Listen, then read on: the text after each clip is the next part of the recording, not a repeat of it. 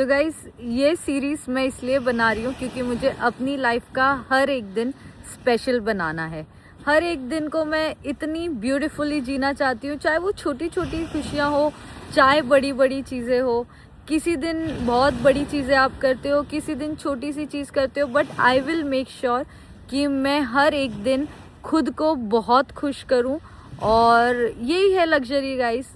आप लाइफ में खुश रहते हो, हैप्पीनेस इज़ लग्जरी।